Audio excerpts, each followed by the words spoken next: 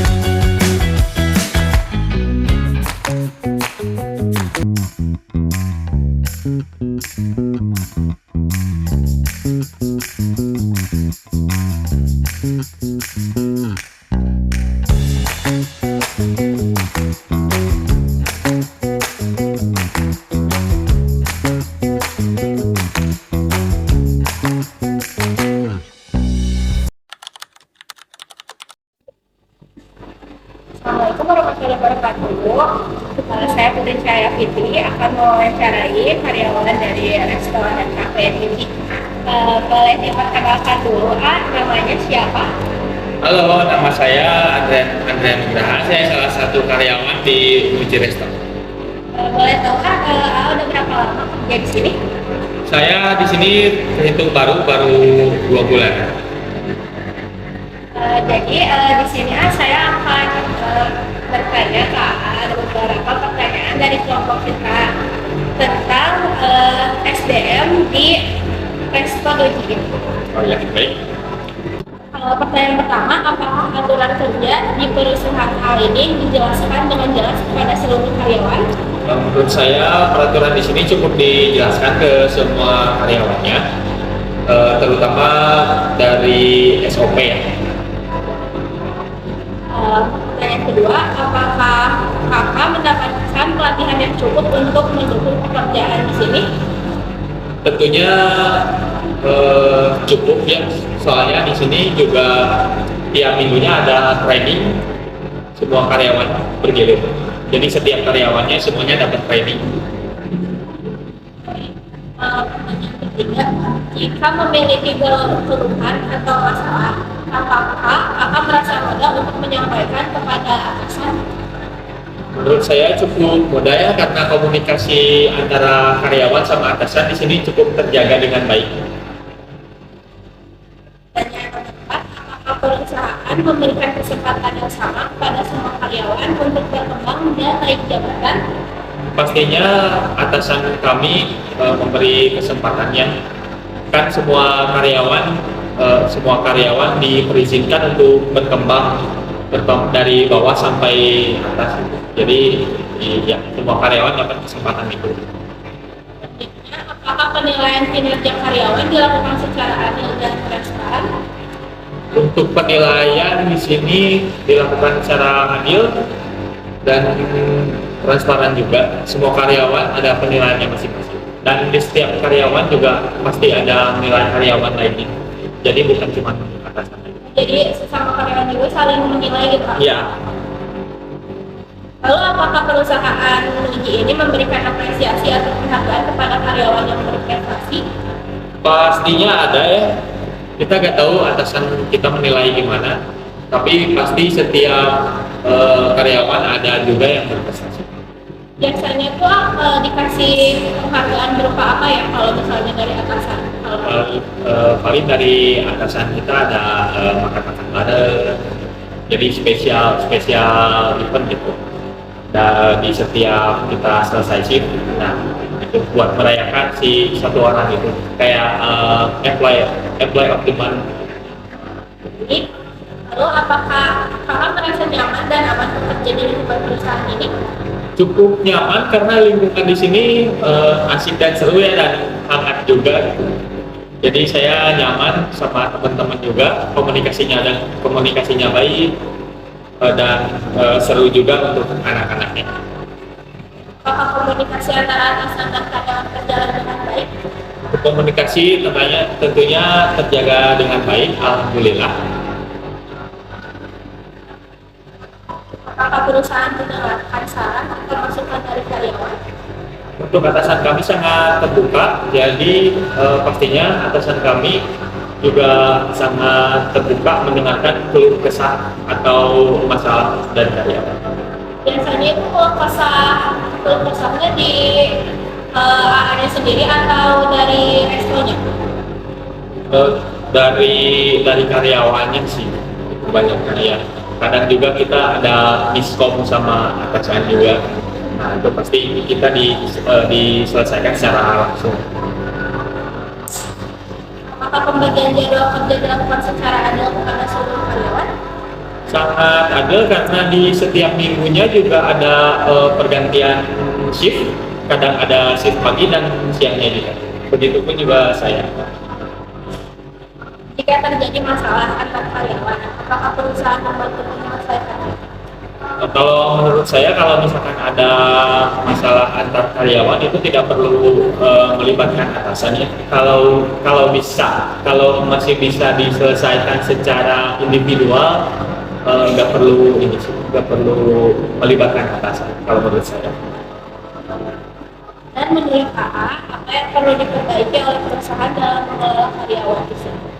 Kalau menurut saya, untuk pengelolaan karyawan di sini cukup baik, paling ditambah aja orangnya sih.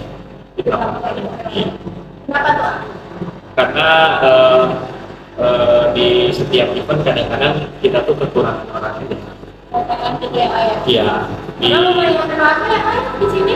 Iya lumayan, kayak tadi kan orang cuma bertiga, tiba-tiba ramai kita nggak tahu. Terus di sini juga sering ada wedding. Nah di wedding juga kadang kalau wedding hari biasa itu orangnya ada sebagian ada yang libur juga kalau weekday. Kalau Kayak gitu tuh gimana cara nge-handle-nya? Misalnya lagi rame-ramenya nih, tapi karyawan jadi kayak cuma tiga. bisa dimaksimalin sih, bisa dimaksimalin karena yang masuk siang juga kan tadi udah sebagian pada masuk. Nah, kebetulan tadi itu yang pas ramenya pas siang udah mau masuk. Nah, jadi kebetulan aja sih kalau misalkan lagi crowdednya cuman bertiga, kita bisa maksimalin sih. Kayak tadi misalkan ada event di sini selesai, fokus ke event yang lain. Nah, jadi selesaiin dulu satu event baru ke yang lain. Biasanya di sini ini dulu ya, reservasi dulu ya. Jadi Biasanya kalau biasanya untuk event besar itu reservasi di jauh-jauh hari. Jadi kitanya juga ada persiapan. Misalkan kalau misalkan di hari event itu ada yang pagi cuma berdua atau bertiga, nanti kita tambahin buat yang masuk sore bisa pindah ke pagi gitu. Fleksibel. Baik, Kak, terima kasih ya Kak atas jawabannya dan waktunya. Sama-sama. Terima kasih. Apa Apa sih itu SDM? Ketika mendengar istilah sumber daya manusia atau SDM, banyak orang langsung membayangkan karyawan. Padahal SDM bukan hanya tentang tenaga kerja, melainkan tentang bagaimana perusahaan mengelola orang-orang di dalamnya agar mampu berkembang bersama dan mencapai tujuan organisasi. Semuanya dimulai dari perencanaan SDM. Pada tahap ini, perusahaan menentukan berapa jumlah karyawan yang dibutuhkan, posisi apa yang harus diisi, serta keterampilan seperti apa yang diperlukan. Perencanaan yang tepat sangat penting, karena jika karyawan terlalu sedikit, pekerjaan akan menumpuk. Sedangkan jika terlalu banyak, biaya operasional perusahaan akan meningkat. Setelah kebutuhan tenaga kerja ditentukan, perusahaan memasuki tahap rekrutmen dan seleksi. Saat ini, proses rekrutmen semakin mudah. Berkat adanya website lowongan kerja, media sosial, hingga kerjasama dengan kampus. Namun, banyaknya pelamar bukanlah tujuan yang utama. Yang terpenting adalah memilih kandidat yang tidak hanya memiliki kemampuan, tetapi juga sikap dan karakter yang sesuai dengan budaya perusahaan. Setelah diterima bekerja, proses pengelolaan SDM justru baru dimulai. Perusahaan perlu memberikan pelatihan dan pengembangan agar karyawan mampu meningkatkan kompetensinya. Pelatihan membantu karyawan menjalankan pekerjaannya dengan lebih baik, sedangkan pengembangan mempersiapkan mereka untuk menghadapi tanggung jawab yang lebih besar di masa depan. Menurut kami, pelatihan bukan sekadar biaya, melainkan investasi jangka panjang yang tidak akan menghasilkan karyawan yang lebih percaya diri, produktif, dan berkualitas. Selanjutnya adalah penilaian kinerja. Penilaian ini tidak hanya melihat hasil kerja, tetapi juga kedisiplinan kerja, tanggung jawab, komunikasi, dan inisiatif. Hasil penilaian menjadi dasar bagi perusahaan dalam memberikan promosi, bonus, kenaikan gaji, maupun pelatihan tambahan. Oleh karena itu, penilaian harus dilakukan secara objektif agar sikap karyawan diperjuangkan secara adil. Selain itu, ada juga kompensasi, yaitu penghargaan yang diberikan perusahaan atas kontribusi karyawan. Kompensasi bukan hanya gaji, tetapi juga bonus, tunjangan, insentif, fasilitas kerja, hingga penghargaan atas prestasi. Ketika karyawan merasa dihargai, motivasi dan loyalitas mereka akan meningkat. Sebaliknya, jika kesejahteraan diabaikan, produktivitas dapat menurun dan perusahaan berisiko kehilangan karyawan terbaiknya. Dan terakhir, keberhasilan tata kelola SDM juga dipengaruhi oleh hubungan kinerja yang baik.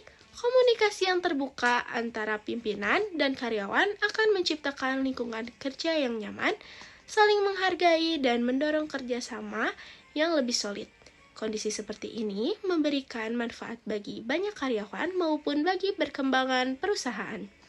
Sebagai penutup, dapat kita simpulkan bahwa tata kelola SDM merupakan rangkaian proses yang saling berkaitan mulai dari perencanaan, rekrutmen, pelatihan, penilaian kinerja, pemberian kompensasi, hingga membangun hubungan kerja yang harmonis. Jika seluruh proses tersebut dijalankan dengan baik, perusahaan akan memiliki karyawan yang kompeten, termotivasi, dan mampu membawa organisasi menuju keberhasilan yang berkelanjutan.